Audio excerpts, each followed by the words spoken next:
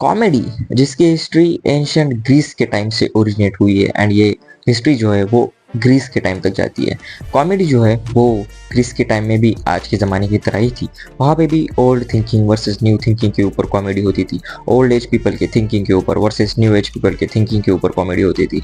कैसे आयरनी होती थी समाज में कि एक चीज़ को लोग टाबू मानते थे एंड उसी चीज़ को वो खुद करते, उसी के ऊपर कॉमेडी होती थी। हिपोक्रेसी के ऊपर भी उस टाइम पे कॉमेडी होती थी।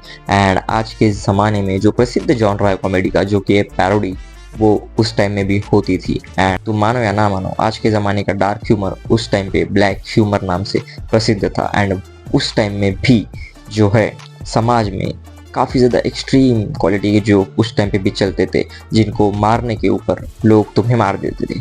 लेकिन हाँ, डार्क ह्यूमर उस टाइम भी प्रसिद्ध था और आज भी है। एंड इट्स नॉट न्यू भाई, हम लोग जो है वो सारी की सारी चीज़ें जो वेस्टर्न कल्चर से ही सीखते आए हैं।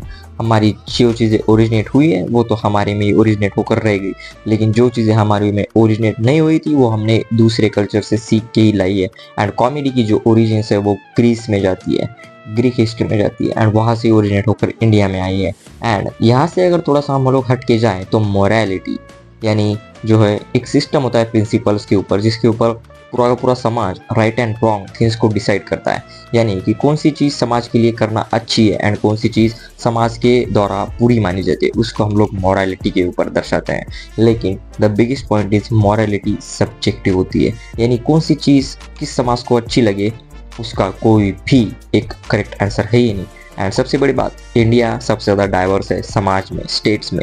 अगर तुम्हें बिहार के कुछ लड़के के ऊपर अगर तुम देखोगे, उनके रहन सहन, उनको उनके सिविक सेंस अगर तुम देखोगे तो तुम्हें वो मॉरली इनकरेक्ट लगेगा।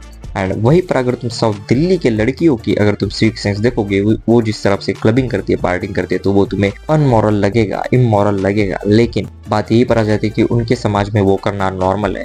बिहार में गाली देना नॉर्मल है एंड साउथ दिल्ली की लड़कियों का क्लब में जाना नॉर्मल है, लेकिन वो तुम्हारे और मेरे लिए इमोरल है। एंड इसी तरह तुम जिस स्टेट से हो उसमें कुछ चीज़ें मॉरल है, लेकिन वही दूसरे समाज में इमोरल है। इसीलिए मॉरलिटी एक सब्जेक्टिव टॉपिक है। एंड इसी के ऊपर आती है कि कॉमेडी जो कि है वो कभी भी मॉरलिटी को दर्शा नहीं सकती है। कॉमेडी कभी भी मॉरलिटी के साथ पैर से पैर मिला के चल नहीं सकती है, क्योंकि कॉमेडी का बेस ही होता है मॉकरी। कॉमेडी होती है इसलिए ताकि वो समाज में चल रही चीज़ों को, जो कि बुरी है या फिर अच्छी है, उनमें मॉकरी दे सके। समाज में जो ट्रैजिक चीज़ें हुई है उनमें कॉमेडी का रूप देकर लोगों को हंसा सके। अब हाँ, डार्क ह्यूमर या फिर ब्लैक ह्यूमर में अगर तुम गालियों का प्रयोग करो, वो चीज़ें कुछ लोगों के लिए मॉरल हो सकती है, कुछ लोगों के लिए नहीं हो सकती है। क्योंकि अगर गाली देना इमोरल होता तो मानो या ना मानो 90% इंडिया की पॉपुलेशन जेल में होती। एंड इसी की बात अगर हम लोग आते हैं रणवीर के केस के ऊपर, तो रणवीर ने जो कहा था वो जोक बिल्कुल भी नहीं था। रणवीर ने जो कहा था वो एक क्वेश्चन था। एंड उसने जो क्वेश्चन आस्क करा था, तो उस क्वेश्चन की वजह से वो जो है वो फ्रीडम ऑफ स्पीच के ऊपर जोड़ जाता है कि अगर तुम उस क्वेश्चन को दबाने की कोशिश कर रहे हो तो फिर तुम क्या फ्रीडम ऑफ स्पीच को दबाने की कोशिश कर रहे हो। क्योंकि अगर तुम उस साफ इस छोटे से इंग्लिश वाले क्वेश्चन से अगर तुम ऑफेंड हो रहे हो, जो कि भेड़ चाल चल रही है समाज में, कुछ लोगों को पता भी नहीं है वो जोक का असली मतलब, इंग्लिश कुछ लोगों को आती भी नहीं है, लेकिन फिर भी लोग जो है भेड़ चाल कर रहे हैं। लेकिन अगर तुम फिर भी तुम्हें अगर समझने के बाद भी तुम अगर उससे ऑफेंड हो रहे हो, तो मेरी बात मानो यार, तुम इंडिया के लिए तुम खुद रेडी नहीं हो। क्योंकि तुम मानो या ना मानो, क्योंकि अगर तुम इससे ऑफेंड हो रहे हो तो तुम अगर मेरे गांव में आओगे तो मेरे गांव में 8 से 10 साल के बच्चे इससे भी भद्दे, बुरे एंड लिटरली तुम्हारे कानों में से खून निकाल देने वाली गालियां बोलेंगे, माँ बहन एक कर देने वाली। एंड रिस्पॉन्स में भी अगला बच्चा जो कि उससे भी कम हो रखा होगा, वो उससे भी बुरी गालियां देगा। तो फिर क्या तुम उसको भी अंदर डालोगे? तुम नहीं डाल सकते, क्योंकि this is culture, this is Indian culture. India में हर एक बच्चा, चाहे वो बड़ा हो या फिर 80 साल का बुढ़ा हो, वो भी गालियाँ देता है। एंड गालियों को नॉर्मलाइज करा ही इसी वजह से गया है। तुम अपने बाप को, दादा को खुद गालियाँ देते हुए सुनते हो। तो फिर अगर प्रॉब्लम कहाँ पे, रणवीर के केस में प्रॉब्लम आती है ऑनलाइन वर्सेस ऑफलाइन में। एक गाली अगर तुम ऑफलाइन दे रहे हो तो तुम्हें कोई भी कुछ नहीं बोलेगा, लेकिन अगर उसी गाली को तुम ऑनलाइन दे रहे हो तो सो कॉल्ड पीपल कहते हैं कि तुम लोगों को इन्फ्लुएंस कर रहे हो। लेकिन अगर रणवीर इन्फ्लुएंस कर रहा है तो इस देश का हर एक नेता भी तुम्हें इन्फ्लुएंस कर रहा है, क्योंकि हर एक देश का नेता अपनी स्पीच में खुलेआम गालियाँ देता है। तो फिर तुम्हें उन्हें भी अंदर डाल लेना चाहिए। एंड ऑनेस्टली भाई, the real joke is not what Ranveer said, but the real joke is the actions of our Indian system. क्योंकि रियली भाई, वेयर आर वी गोइंग भाई, अपवर्ड या फिर डाउनवर्ड? क्योंकि देश में इतने सारे पेंडिंग केसेस है, इतने सारे रेप केसेस है, पोर्श का ड्राइविंग केस का जो एक्सीडेंट केस है, यहाँ पे रिपोर्टर को जिंदा जलाकर मार दिया जा रहा है भाई, जिंदा उसको गाड़ दिया जा रहा है, जिंदा उसके ऑर्गन निकाल कर उसको मार दिया जा रहा है, जस्ट बिकॉज उसने अपने एक गलत जो रोड कंस्ट्रक्शन हुआ था उसके उसमें बारे में उसमें रिपोर्ट दे दिया। एंड इन सारे केस को छोड़कर हम लोग कहाँ पे जा रहे हैं? हम लोग जा रहे हैं सेंसरशिप लाने के ऊपर, वो भी यूट्यूब में। एंड मानो या ना मानो, adding censorship only YouTube is actually suppressing freedom of speech. क्योंकि हमें कल्चर बचाना है भाई, हमें तो यूथ को बचाना है। हमें किस कल्चर को बचाना है? हमें उस कल्चर को बचाना है जहाँ पे हमारी पावन पावन नदियाँ गंगा यमुना में लोग खुले हुए हकते चले जाते हैं, खुले मूत्र विसर्जन करके चले जाते हैं। पर हमें उस कल्चर को बचाना है, हमें उस यूथ को बचाना है जिस यूथ का हर एक लड़का अपने शब्दों में गालियों का प्रयोग कर। हमें तो उस यूथ को बचाना है, उस यूथ के लड़के को बचाना है जो कि अभी अभी पेपर देकर आया है, लेकिन उसने किस पेपर दिया, किस सब्जेक्ट का पेपर दिया, किस टॉपिक का पेपर दिया, वही उसको नहीं पता।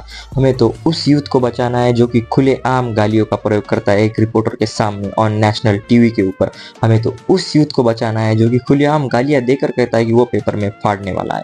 एंड हाँ, हमें उस यूथ को बचाना है जो कि दिन भर इंस्टा चलाता है, घंटा कुछ भी काम नहीं करता है, लेकिन हमें हाँ उस यूथ को बचाना है क्योंकि वही तो यूथ है जो कि वोट देने वाला है। अब अपना सुप्रीम कोर्ट जो है वो की ब्रॉडकास्टिंग बिल पास करने ही वाला है, तो मैं तो कहता हूँ यूट्यूब के ऊपर सेंसरशिप मत लाओ, पूरे के पूरे इंटरनेट के ऊपर ही सेंसरशिप ला दो। Instagram, YouTube, Twitter, Reddit, Discord, जो भी है, जहाँ भी है, इवन व्हाट्सएप की जो इनक्रिप्टेड चैट्स है उनके ऊपर भी तुम सेंसरशिप लाओ। सबको पढ़ो, सबको देखो, कौन कहाँ पे बात कर रहा है, कौन कहाँ पे गालियां दे रहा है। जो भी गालियां देगा उसको डायरेक्ट एफआईआर दे के धर दो, पकड़ लो और डाल दो जेल के अंदर। क्योंकि हमको हमारे यूथ को बचाना है, हमें उस कल्चर को बचाना है जिसमें कोई भी गालियां नहीं देगा। हमें उस यूथ को मोटिवेट करना है जो कि आगे जाके इंडिया को चलाएगा।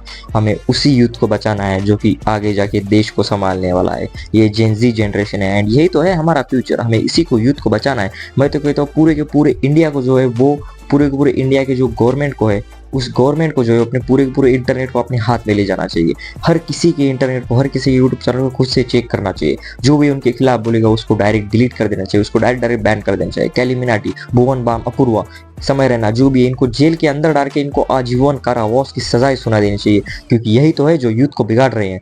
ये क्या कर रहे हैं, इनका गुनाह क्या है जो कि ये लोग बस ये लोग गालियां दे रहे हैं एंड यह हमारे कल्चर को जो है वो बुरा कर रहे हैं। हमारे कल्चर को जो है ये लोग गलत दिशा में लेके जा रहे हैं। हमें इन सब को खत्म कर देना चाहिए, जड़ से उखाड़ कर फेंक देना चाहिए। हमें पूरे के पूरे इंडिया को जो है वो चाइना का स्वरूप दे जाना चाहिए। क्योंकि चाइना ही तो है जो कि इतना ज़्यादा कंट्रोल में रहकर भी, गवर्नमेंट के अंदर रहकर भी इतना ज़्यादा ऊपर जा रहा है। तो फिर हमें इंडिया को भी ले जाना चाहिए क्योंकि इन द एंड हम भी तो विश्व गुरु हैं, हमें भी तो आगे जाना ही चाहिए। एंड इसी हिसाब से जो भी इनके खिलाफ बोलेगा, जो भी कुछ भी बोलेगा, ध्रुव राठी, निशांत, जो भी है, सबको एक अंदर डाल देना चाहिए एंड सबको अपने हाथ में ले जाना चाहिए। क्योंकि ना रहेगा बांस और ना बचेगी बांसुरी।